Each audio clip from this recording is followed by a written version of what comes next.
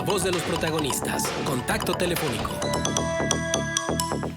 Nos da mucho gusto poder conversar con Luis Javier Cortés, politólogo, maestro en Administración y Políticas Públicas por el CIDE, sobre el nuevo, entre signos de interrogación, IMSS Bienestar. Recordar que el gobierno de la 4T culminó el ciclo del seguro popular en medio de muchísimos señalamientos de si había una estrategia clara o no de sustituirlo por otro esquema. A final de cuentas lanzan el INSABI, que generaba muchísimas dudas. Viene la pandemia, entonces mucho quedó entre paréntesis de lo que pretendía hacer el INSABI. Y recientemente se anuncia el IMSS Bienestar. Entonces, ¿de qué va justamente esta propuesta? ¿Cuáles son las claves de este nuevo organismo público de salud?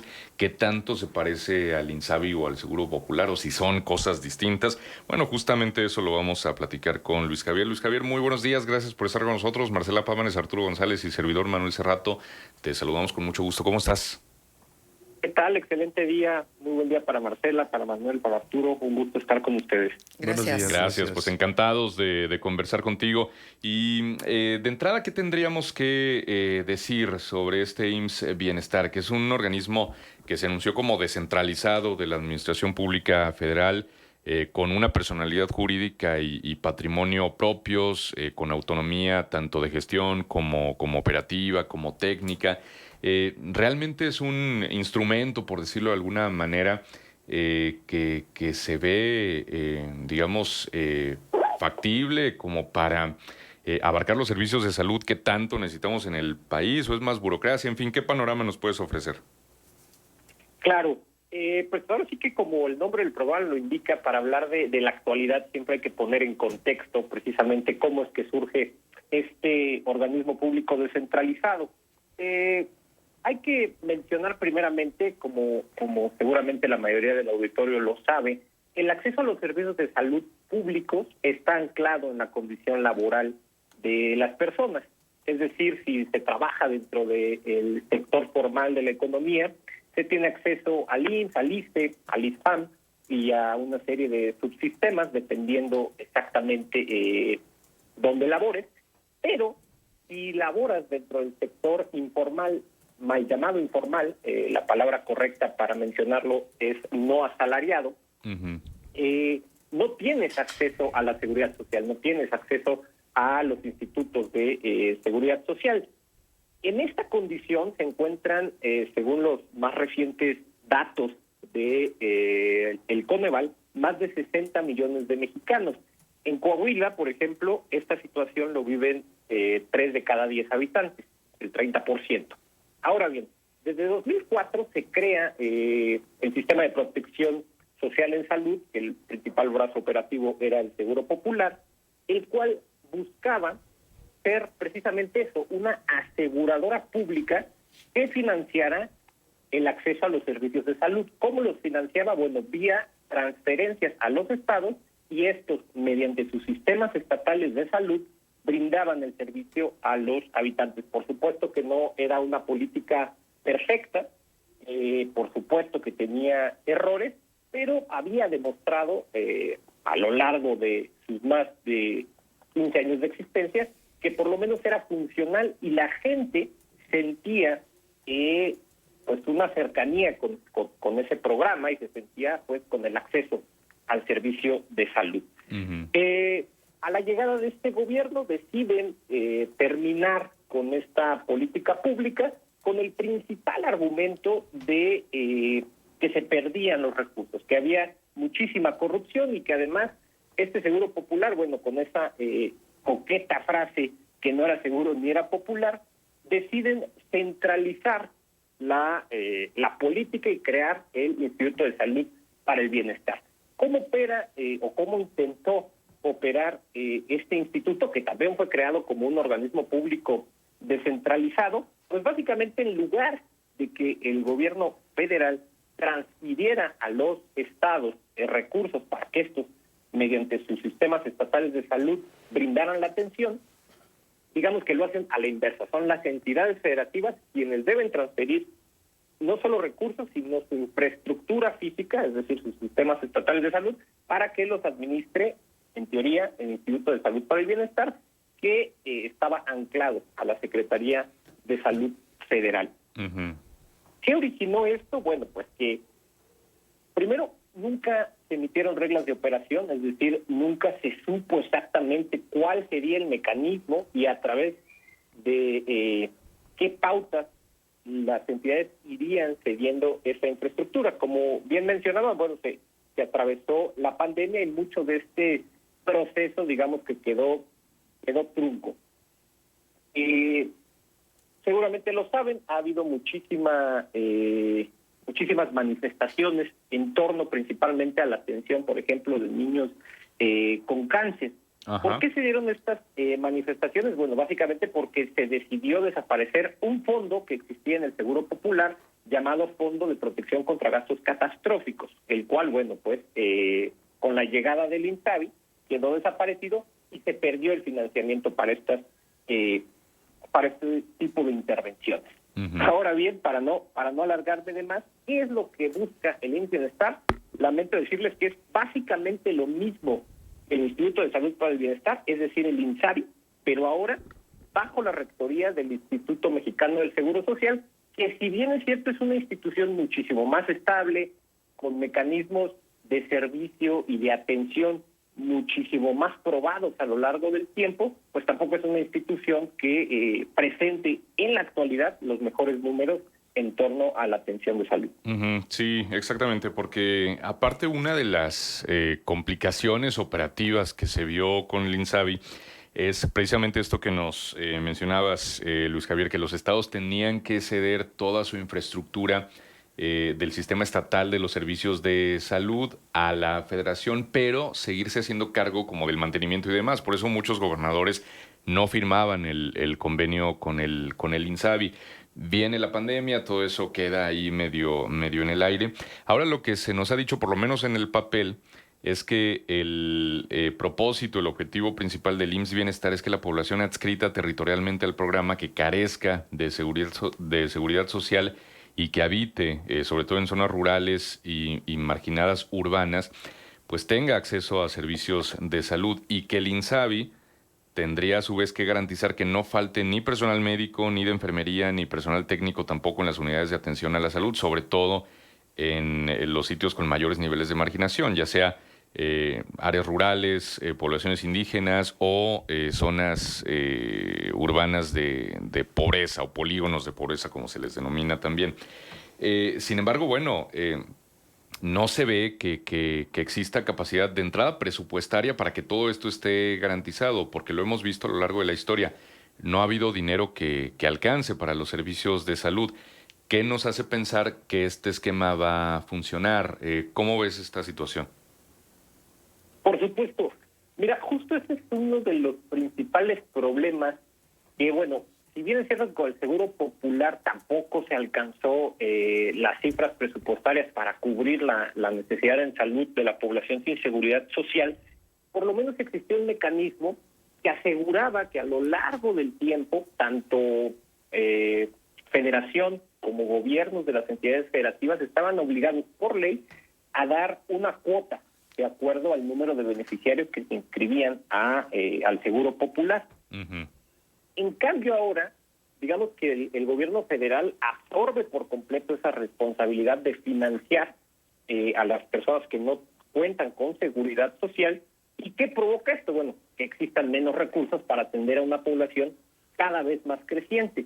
Y aquí es muy importante mencionar o precisar algo que ya mencionaban. La idea de crear este organismo público descentralizado, que en realidad se llama Servicios de Salud del Instituto Mexicano del Seguro Social para el Bienestar, lo podemos llamar IMSS Bienestar, uh-huh, surge porque dentro del Instituto Mexicano del Seguro Social ya existía un programa que, bueno, se creó en 1979 con las siglas de IMSS-Coplamar, que precisamente era para brindar atención médica en zonas rurales donde la entonces Secretaría de Salubridad y Asistencia Social no tenía presencia. A raíz de este programa, que a lo largo de las décadas fue evaluado como exitoso porque era un programa, digamos, muy noble y muy sencillo de operar. ¿Por qué? Porque solo brindaba atención ambulatoria, algunos chequeos. En realidad solo funcionó o operó en 19 estados de la República, atendió a 11.6 millones de personas y a lo largo del tiempo fue cambiando de nombre. Se llamó IMSS Solidaridad, IMSS Progresa, IMSS Oportunidades, IMSS Prospera en la administración de Peña Nieto y ahora con la administración de López Obrador pasó a llamarse IMSS Bienestar. Entonces la idea es transformar, digamos, este programa en un organismo público descentralizado, pero ahora no solo que atienda a las zonas marginadas, si bien es cierto que en la exposición de motivos del decreto se menciona que pues, esas zonas serán las prioritarias, en realidad es para atender a la población que no tiene seguridad social, independientemente del tipo de localidad donde se encuentre. Y como bien mencionaban, pues uno de los problemas fundamentales será cómo se pretende financiar. Porque si bien es cierto que se crea a partir de un decreto, este organismo público descentralizado, no se establece la manera en que se financiará. La hipótesis más consultada, y ya viene, digamos, dentro de los transitorios del proyecto de presupuesto de egresos, es que el INSABI será quien transfiera los recursos, cosa de la cual podemos platicar más adelante, que es un poco irónico que, digamos, el Seguro Popular desaparece por problemas de fiscalización y ahora hacen más complicada la fiscalización, porque ahora la Federación transferirá los recursos al INSABI, el INSABI al IMSS Bienestar, y además las entidades federativas transferirán al IMSS Bienestar. Entonces, digamos que entre más manos pasen los recursos, es más complicado trazar la manera en que se ejercen estos recursos. Claro. Luis Javier, buenos días. Te saluda Marcela Pámanes. Déjame preguntarte algo. ¿Se requerirá una infraestructura humana, administrativa,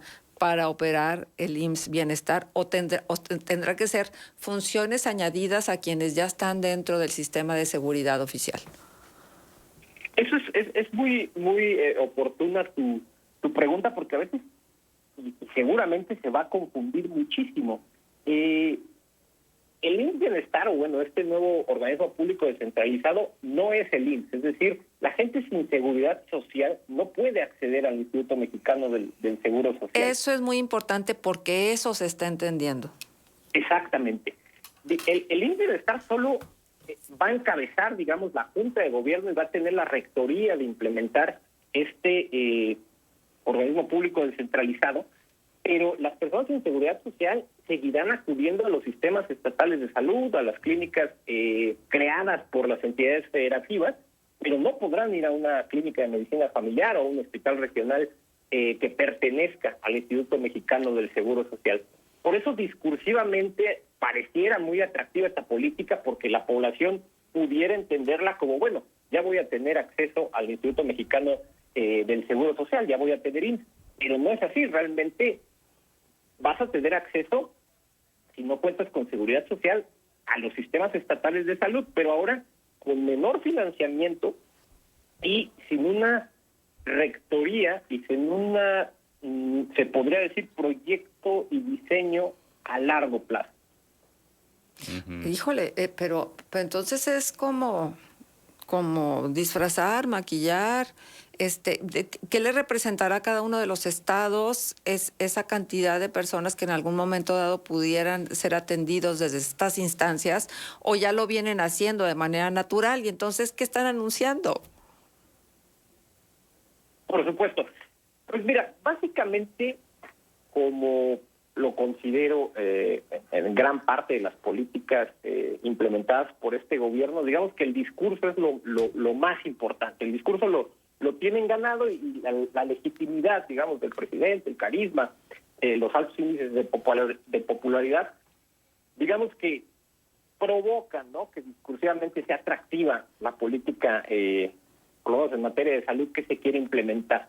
Pero realmente no se está yendo hacia la universalidad prometida. ¿Qué sería la universalidad? Bueno, que simplemente por el hecho de ser mexicanos podamos atendernos en una institución pública de salud sin importar cuál sea nuestra condición laboral. Es decir, que podamos acceder a un hospital público independientemente si este es del ISSSTE, si este es del IMSS, si este es del ISFAM, si este es administrado por el Sistema Estatal de Salud. Eso está provocando, contrario a lo que se menciona en el discurso, bueno, se está creando otra institución para atender a la población sin seguridad social. Es decir, se sigue segmentando en subsistemas, en varios subsistemas, la atención y el acceso a los servicios de salud. Por eso, siempre el Seguro Popular, por lo menos desde su concepción, desde su diseño, fue considerado como una política de transición, porque justo lo que se buscaba a largo plazo es crear un seguro universal de salud. ¿Para qué? Para financiar el acceso a los servicios de salud independientemente de cuál fuera el subsistema donde se brindaran, ¿no? Es decir, que por el simple hecho de ser mexicanos tuviéramos un financiamiento asegurado y nosotros pudiéramos acceder a cualquier institución pública. Desgraciadamente, bueno, pues ese, digamos, proceso se ha detenido y se ha optado ahora por la centralización de los servicios estatales de salud en un organismo público descentralizado con la rectoría del IMSS. Ujú. Entonces, los hospitales generales, por ejemplo, que funcionan en cada uno de los municipios de cada uno de los estados, ¿serán absorbidos por esta figura, por esta nueva figura? ¿Se harán cargo ellos de nómina, de equipamiento, de mantenimiento, etcétera, etcétera? Eso es muy importante, porque el INSABI no ha desaparecido. Incluso por ley, el INSABI es superior, digamos, jerárquicamente al Bienestar. Sin embargo, en el programa sectorial de salud, publicado el 7 de septiembre pasado, se especifica que el INSABI solo se encargará de compra de vacunas, material de curación, material de laboratorio, compra de insumos, construcción de nuevas obras en las entidades federativas, incluso del mantenimiento de las ya existentes, además de el reclutamiento de personas. Es decir, el INSABI se ha convertido, digamos, como en una oficina burocrática que se va a encargar solamente del funcionamiento de la infraestructura hospitalaria que decidan ceder las entidades federativas. En cambio, el IMSS Bienestar va a ser quien cree la normatividad, los protocolos, la sectorización, las estrategias de los servicios de salud. Uh-huh. Algo que suena, digamos, un poco confuso, que dos instituciones, en teoría, pues hagan las mismas funciones. ¿Y quién propuso este laberinto? Por favor, dinos. Pues mira, es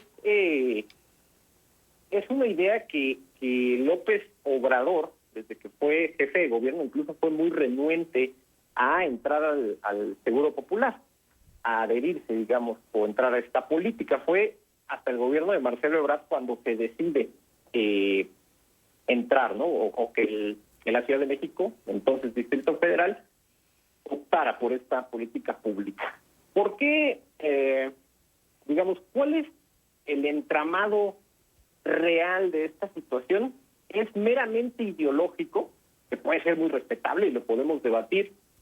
Es simplemente que, bueno, el Seguro Popular funcionaba bajo una ideología o doctrina que se llamaba la nueva gestión pública, es decir, descentralizar los servicios y también que el gobierno fuera una especie de gestor y no un prestador, ¿no? Uh-huh. En cambio, el presidente López Obrador tiene esta visión de que el Estado es quien debe prestar los servicios, ¿no? Es decir, volvemos al debate en torno a, pues, ¿realmente nos importa quién nos dé el servicio o simplemente quién lo paga, ¿no? Entonces, digamos que es esa visión la que no ha permitido, pues, aprovechar el andamiaje institucional que ya se tenía con la política sanitaria implementada desde los años 2000. Uh-huh. O sea, la visión paternalista del gobierno. Pues mira, no lo diría así porque es debatible, son dos visiones que incluso dentro de la academia, de la literatura, de la administración pública, siguen causando un debate, pero sí es muy lamentable que, digamos, que no se aproveche lo que ya se había construido bien, mal o regular. Exacto. Es decir, cuando tú llegas a gobernar un municipio, una entidad federativa o el país, creo que debes aprovechar lo que ya se tiene, mejorarlo, y el Seguro Popular tenía muchísimas áreas de mejora que estaban claramente identificadas, y desde mi punto de vista era muchísimo más viable, era mejor tratar de componer estas fisuras que tenía la política pública, a destruir todo y volver a comenzar, ¿no? Es algo lamentable que podemos traspolarlo, por ejemplo, a lo que sucede en seguridad, ¿no? Que es un tema que actualmente está en boga. Ya se traía una policía federal que puede o no funcionar, pero ya se tenía ese andamiaje, y lo mismo sucedió, decidimos destruirla y bueno, pues implementar una política pública nueva con base en la Guardia Nacional, solo como para traspolar que esta visión de administración pública pues también permea a todos los sectores del gabinete, ¿no? Exactamente, muy bien. Luis Javier, pues te agradecemos muchísimo esta conversación. Si nos lo permites, en algún otro momento seguiremos recurriendo a ti para analizar diferentes temas como este, que son importantísimos. Muchísimas gracias. No, hombre, muchísimas gracias a ustedes, un saludo y que tengan excelente día. Igualmente. Es Luis Javier Cortés, politólogo por la UAM, maestro en Administración y Políticas Públicas por el CIDE, sobre este tema del nuevo IMSS Bienestar. Son las 8 de la mañana con 47 minutos. Es que es bien importante que quedara claro lo que sí es y lo que no es. Ajá. No es que ahora yo, si no soy derechohabiente al seguro, pueda llegar al seguro y entonces me vayan a atender en la 16, en la 71, en la 86, creo que es la otra clínica, ¿no? No es así, no es el esquema. Entonces, nada más para que quede bien claro cómo va a estar operando. Por ahí recibimos un comentario en función de que deberíamos nosotros de preguntarles a las personas correctas y no dejarnos guiar por los WhatsApp en función de esto que preguntábamos de la retroactividad de las tarjetas. Creo que es bien claro qué se planteó. Hablábamos de una persona que se inscribe, ¿sí?, y durante 2 años no le llega la tarjeta y está buscando que le llegue, ¿sí? Sí. Y entonces preguntábamos si había retroactividad en ese sentido. Sabemos que hay retroactividad, por ejemplo, en función a cuando no se les hace el depósito por una cuestión de procesos electorales, y que entonces al cabo de la vuelta al un calendario normal, regular, pues sin proceso, sí se les hace retroactivo. Eso Sí. ¿no? Sí, o incluso por cuestión de los procesos electorales, a veces hay bimestres que se adelantan, ¿no? Que les llegan adelantados porque se van a interrumpir todos los programas de entrega directa, porque así lo marca la normativa electoral, o a veces ocurre efectivamente lo contrario, que después de la elección pues ya se ponen al corriente. Y por supuesto que estamos en contacto permanente con quienes deciden y manejan todos estos programas, que son los funcionarios de la Secretaría del Bienestar. Tenemos comunicación muy directa con Antonio Rivera, tenemos comunicación muy directa con Cintia Cuevas, y en ese sentido, bueno, también ofrecer esta información, por ejemplo, referente a los casos de las personas que tienen tarjeta y que no les han depositado el apoyo por varios bimestres de la Pensión Universal de Adultos Mayores, y sí les van a depositar los bimestres desde que le dieron tarjeta. El propio Antonio Rivera, de la Secretaría del Bienestar en La Laguna de Coahuila, señala que hay un procedimiento que consiste en que deben asistir a Palacio Federal, segundo piso, para que chequen su estatus. A las mesas de asistencia. Ajá, y vean si no hay algún error en la vinculación de su tarjeta. Con relación a que no en todos los cajeros se reciben las tarjetas, menciona que sí se reciben, pero cobran comisión. Además, comenta que los pagos no son retroactivos, los depósitos caen a partir del bimestre en que es activada la tarjeta. O un bimestre anterior a lo máximo. Entonces, esta persona que estuvo 2 años con el registro y que no le han entregado la tarjeta, ahí es donde estamos preguntando. Sí, ya sabemos que sí hay retroactividad en estos casos y con estas figuras, pero también es muy importante que la gente sepa que tienen que ir a validar en las mesas de asistencia pues que siguen vivos. Porque Pues sí. si no, se les suspende el servicio. Si no hacen esto, creo que es cada 4 meses, pero vamos a puntualizarlo con quien realmente tiene la información en la mano. Son las 8:50, vamos a la pausa y volvemos. Contextos.